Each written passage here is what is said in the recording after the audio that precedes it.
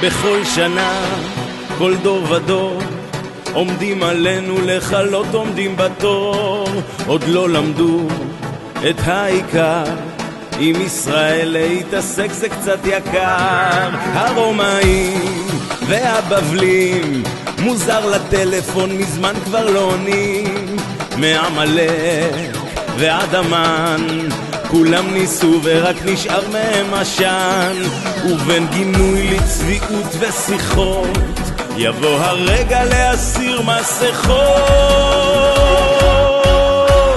מי שמאמין לא מפחד את המדינה לאבד, וגם כשמתהפך כל העולם עוד יש מי שמשגיח על כולם. אשרינו!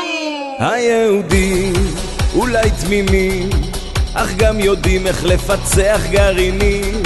מי שרוצה למחוק מפה צריך יותר מצנטריפוגות ומבטא. הרימו כוס עם משפחה ואל תיתנו לכלום לפגוע בשמחה. תפילה תמיד הכל תמתיק, וכמובן גם חיל אוויר זה לא מזיק. ותזכרו בפקקים של החג, מי ששומר גם ישמור בתשער. ומי שמאמין לא מפחד את המדינה לאבד, וגם כשמתהפך כל העולם עוד יש מי שמשגיח על כולם.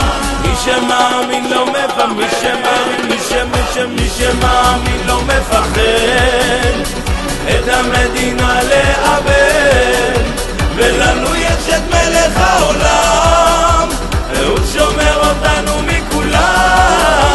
ומי שמאמין לא מפחד את המדינה לאבד, כי לנו יש את מלך העולם והוא שומר